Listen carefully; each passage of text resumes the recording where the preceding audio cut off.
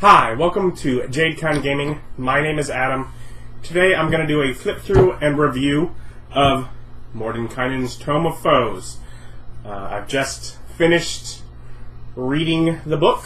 Not the fastest reader, took me a few months, as typical, but of course I'll go over a basic idea here, and if you have any questions, feel free to ask. A pretty good idea for what's in, and of course I have the book so I can try and give you a little information if you're trying to make a decision on this. But let's take a look at the book here. Lovely. Mordenkainen, maker of so many wonderful spells. And of course there is an alternate art cover by a different artist than some of the previous ones have been by. I just get the standard one because I enjoy the covers all having the same matching format. So, anyways, basically the way the book is broken down is 5 chapters on different groups. The first 4 are chapters on groups that have like wars and such, and then chapter 5 is some peaceful races, and then chapter 6, which is like half of the book, is the Bestiary. More monsters. So, chapter 1, the Blood War. War between demons and devils. And starting, let's see here, just some basic sort of observations about the war, and Lords of the Nine Hells. So, the devils, and it sort of breaks down the different layers and their rulers, Asmodeus, etc., and it goes into information on who they are, how they're in power, some of the things going on in their layers, etc. Lots of information. If you're going to run either an Abyss or a Hell-based campaign, this is great. So much cool information. Furthermore, if you're just involving cults and such, they have diabolical cults, and they go over not only like information about different cults for different, Lords of the Nine, they also give like basically a power for the cultists, and then a power to give to the cult leader as well. So basically you can flavor your cultists based on who they are. Infernal Cambions basically give them the same traits as the cultists. And then the most fun of whatever, Tiefling subraces, which is basically the idea of you get rid of the ability score increase, although really it's only the second part of it that's going away, because I think they all get the 2 to charisma still. And you get rid of their Infernal Legacy, which is the ability they get spells from, and you get different ability scores and a different ability that gives them different spells, basically. And they have, they say, Asmodeus is the base one that's already in the game, and then they go over each of the other Lords of the Nine to give you other options. Great fun. Tables for just customizing some devils, and then going to Princes of the Abyss, going over demons. And it goes over some of the more powerful demons. Obviously, much less information on each of them, because as much as these are great and powerful, they're obviously much lower and much more in number than the way the devils were. But they also have demonic boons they can give to cultists, and they also have demonic cambions, and then just some interesting customization tables, unusual features, cult stuff, fiendish cults, etc.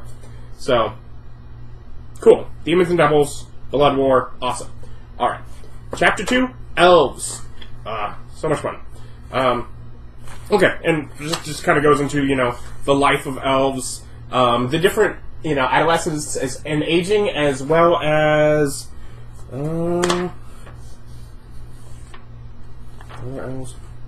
childhood. I think it's just mixed within here. The idea of, the way their rests work and how they go into their trance and what that really means at different ages there's cool information about that. They go into elven deities. And not only do they have the basic list that gives you information, but for many of the Seldarine, they actually go over actual information about individual deities. So, fun, whatever. Yeah, if you got enough player and they want more information about a deity and you don't feel like coming up with your own deities, it works well. But then we get into Eladrin and the Feywild. Not a whole lot of information, but a little bit of information. Some decent amount of stuff on drow, which gets its own little dark Southern, of course, Lulf, but the other drow deities, Elistray is the only other one that I'd actually known beforehand, because in a previous game I had a player that had been an Elistray worshipper. But then, again, going over information about those deities, and then about just drow life, demon web connection, etc. And then the Raven Queen and Shadowkai. One of the things I actually really went into this game wanting to know what they had in mind for it. I'm running my current game is in the Underdark, so drow, I needed a little information, but I kind of knew some things I wanted to change about classic drow. But I'm utilizing the Raven Queen in the game as well, and so I was interested in some inspiration from here. Does not disappoint.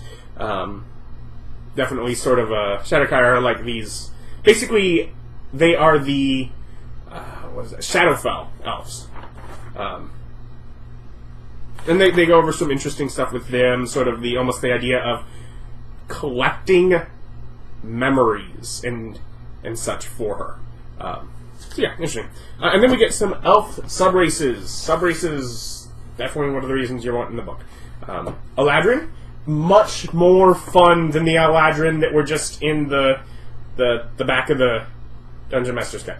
I'm not a huge fan of how often they change, but you can just play an Eladrin that stays one season all the time, and personally I would do that, but you can change with a long rest to get different abilities when you use your face step, basically.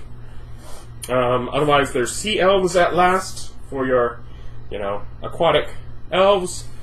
Shadowkai, which have basically face step, except less often, because Eladrin get it on a short rest, Shadowkai get it on a long rest, but unlike these somewhat useful abilities they have, the Shadowkai at their level also gain resistance to all damage when you teleport using this trait until the start of your next turn.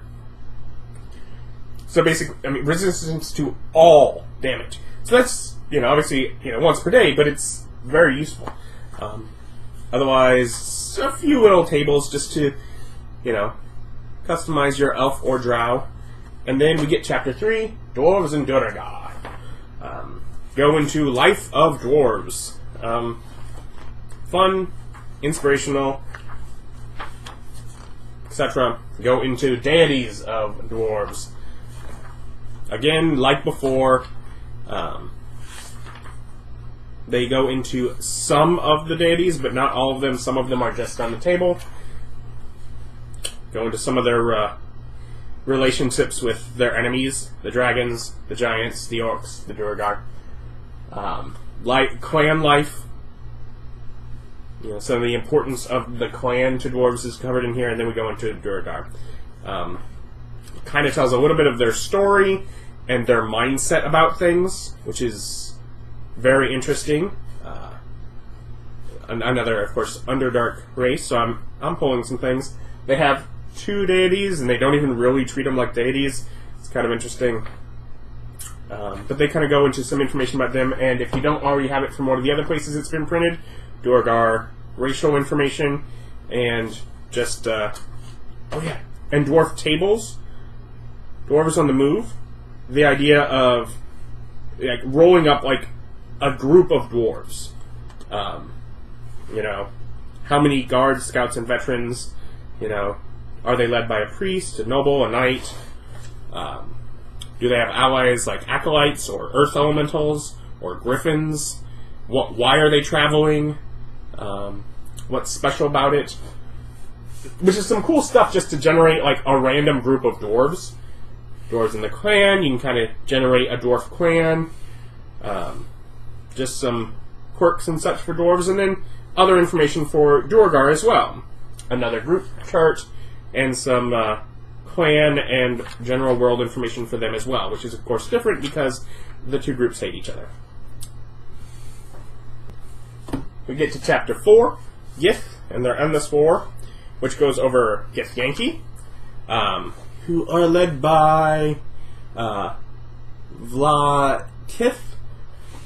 Basically, when Gith actually went away to make parley with the dragons, by going with Tiamat, the dragon that came back instead said, she's in charge until Gith gets back, and so basically she's been in charge, and I believe, is this the one that's the Lith? Yeah, anyways, so not a great group there, but they go into their culture. They are, let's see here, were protected from immediate direct assault by their kin. Permanent stronghold on the astral plane. So this group is in the astral plane, and they kind of go into their society and some of their technology. And then we get to the Githzerai, which is led by Zerthimon, who basically had rebelled against the other and said, no, you're evil and such. And they ended up, is it Limbo? Yeah, they ended up in the plane of Limbo, and so they are a lawful group taking refuge in the plane of chaos, which leads to some interesting stuff. But they go over them, how they attack the other of them, as well as they're both constantly against mind flayers. And then, great fun, you get to play as them. Although, the actual Gith, you get 1 intelligence, size of 30 feet, common in Gith's languages, and then everything else for your race is determined by your sub-race, because Githyanki and Githzerai are that much different. But they both get, different psionics. They both get, a different +2 ability score. And then, let's see here. Githzerai are advantage on saves against Charmed and Frightened, whereas Githyanki are some extra weapons and medium armor, light medium armor, which depending on what class you're going to play could be useful. But then again, if you're playing a class that uses a bunch of armor and weapons, you're probably already getting that. Anyways, then similar again tables for Gith, generating names and personality and ideals, bonds, flaws, etc. Basically, some of the stuff you might normally get from your class, you can get from your race here, and they have it for both of types of Gith. They also go over some groups, like they did with the Dwarves, and then we get to Chapter 5, Halflings and Gnomes, which aren't fighting anyone. They're peaceful, and they're fun. Aren't they so sweet? Halflings, you get a poem, and superstitions, and just sort of cultural stuff. This poem is actually about this guy that's skipping a fish, and it actually talks about that being like one of the family groups, and they tell the story just told down about how their family got their name. And then halfling deities, and again goes over some of them, not all of them, and halfling tables, just ideas, bonds, flaws, reasons for adventuring. Again, okay. Then we move on to gnomes, and they go into alchemists and artificers. Different, whether tinker gnomes, forest gnomes, deep gnomes, gnome deities, and again goes over some of them, not all of them. Little sidebar on kobolds, enemies forever. In case you see these little handwritten bits that aren't as easy to read, those are actually Mordenkainen's notes throughout here. Yeah, more stuff. Just general life being a gnome, like they have life being a halfling, life being a Gith, all that. And then we get the deep gnomes. If you don't have that from another supplement, you get the both the deep gnome racial information and that optional feat. Again, this is the third book I have it in. But you know what? I don't really mind. I'm okay with them reprinting information, especially information that takes up that little space, and just making it easy and relevant when it's provided within things that it needs to be with. Tables again. And then we get to the good stuff, especially for me, a Dungeon Master. Chapter 6, the Bestiary. And so we get our little alphabetical list. And they aim to have some higher challenge threats in here. And some of the things tie into some of the stuff earlier in the book. Some of it is just stuff, you know, let's have some fun.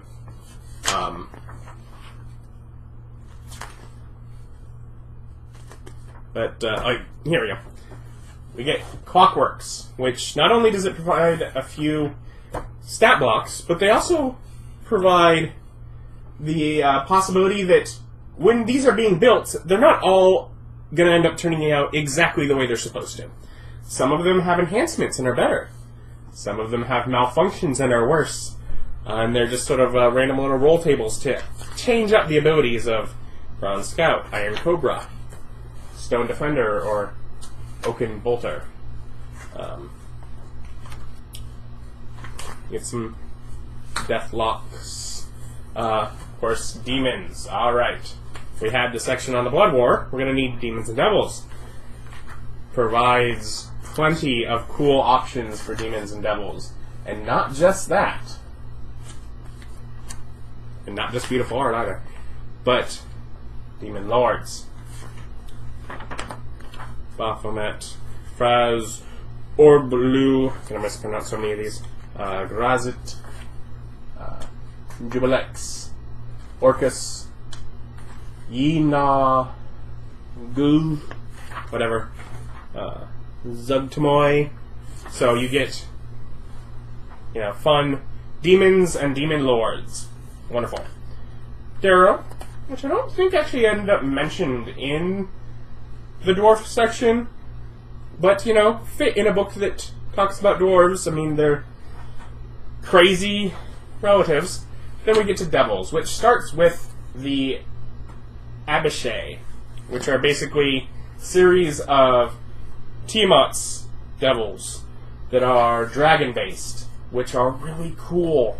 And I don't know if or when I'll use them, but I like that I have them now, because having them makes me want to use them. I also love their, basically they have like a dreadlock sort of style look to them.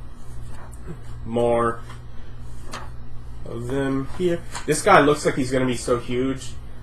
He's a medium creature, half CR. But I mean, it looks like just the angle, so it looks like you're looking up at him. But when I actually read the word stat block, I was like, oh, that mass is, I mean, he's still large, big, like, but he's not like a giant. That's just a medium guy that's a very sad fiend indeed. Anyways, we get Archdevils. Bale. Garyon. We don't necessarily have all of the Lords of the Nine. We have some of the Lords of the Nine, and some that are previous, you know, Lords and Archdevils and such, that are of lesser power but still important, and some of them it's really in these blocks that it's telling their individual stories. Moloch, which is tied into this old art that some of you may recognize. Zerial, whose story I loved.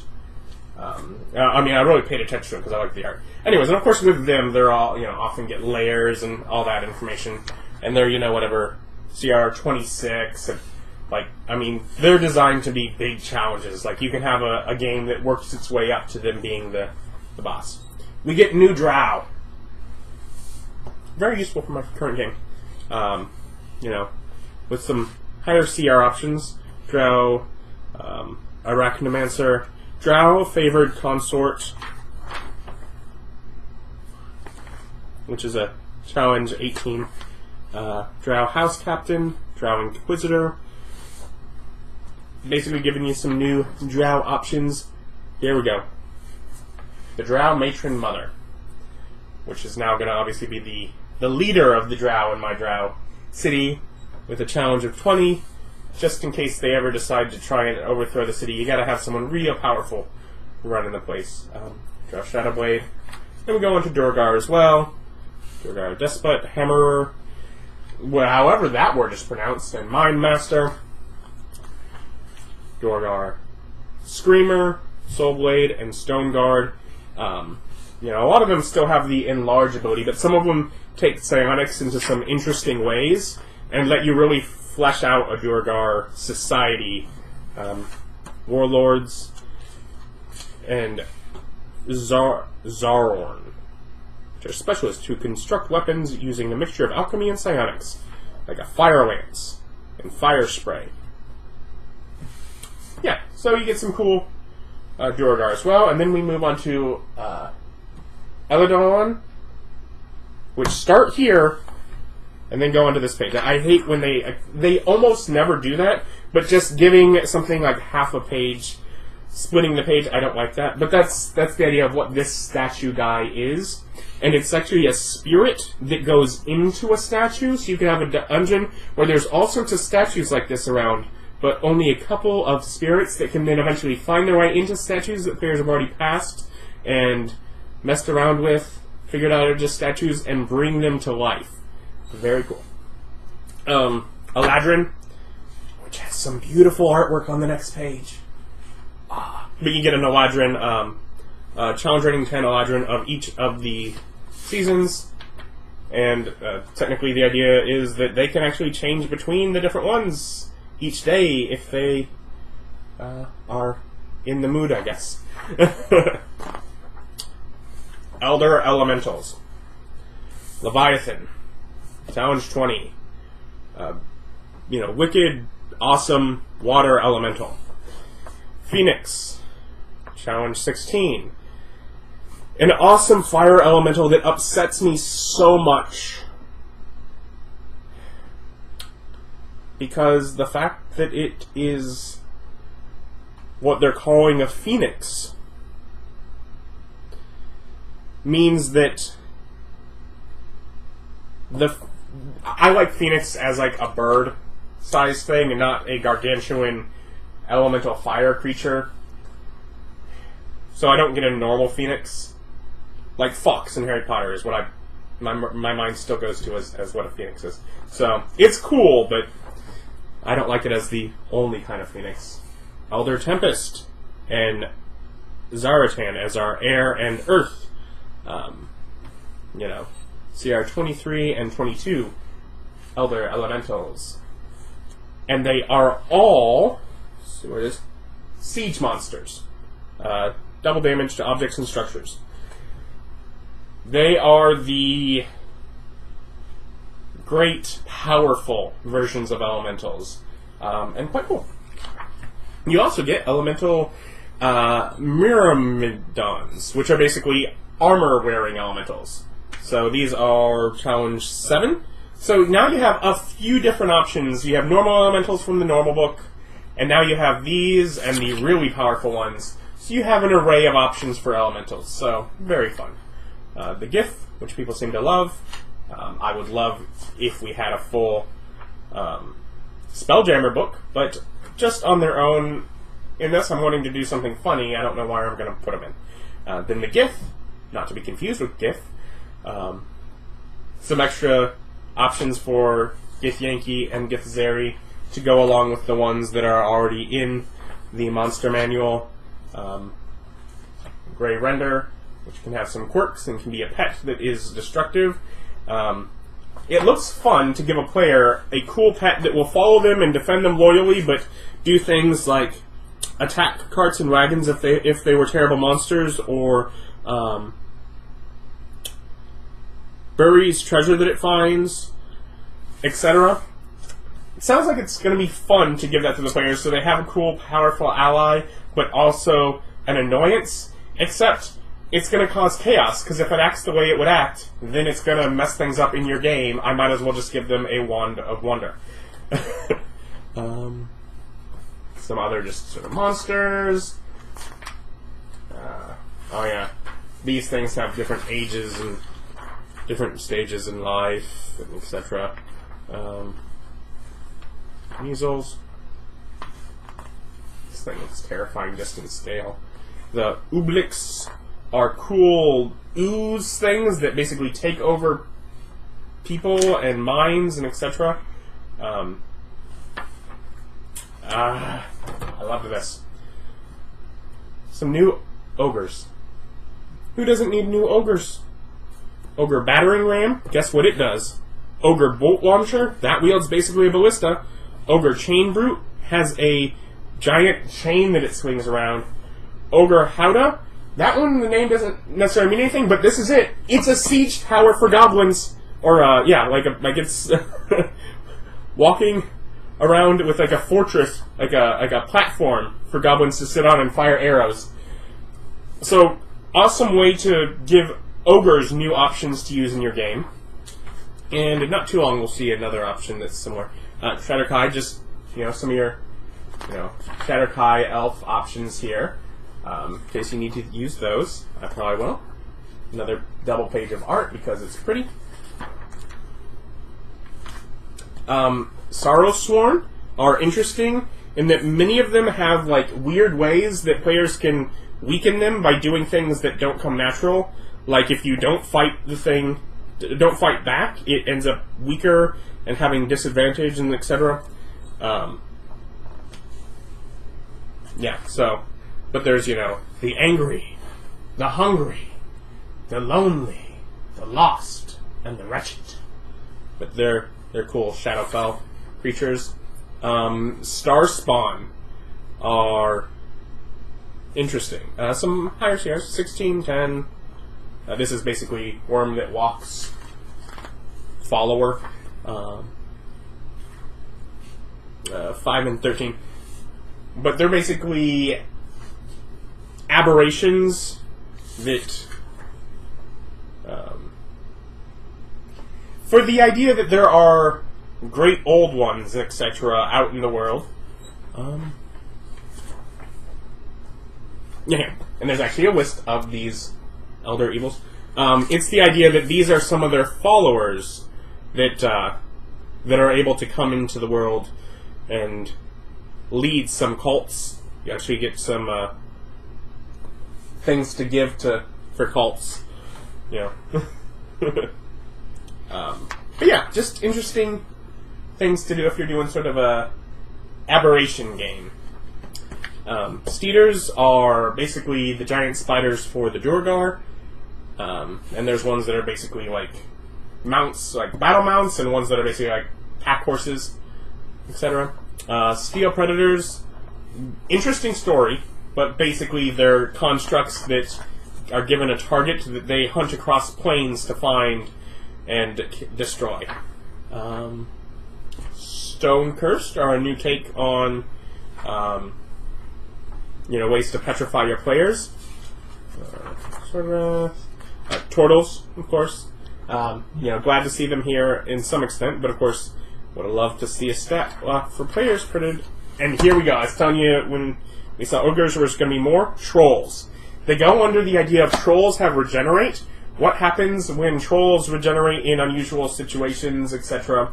The Dire Troll is a Challenge 13 troll that basically has grafted other bits of trolls. It's cannibalistic and it's like got extra arms, etc. Rot Troll is like necrotic energy troll.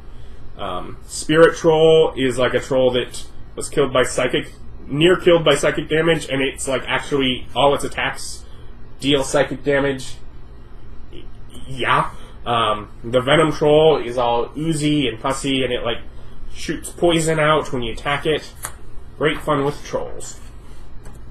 Vampiric Mist, which is the idea of a vampire that couldn't get back to its coffin or to its plot of earth, and so it's stuck just forever as this mist that just sucks blood out of people.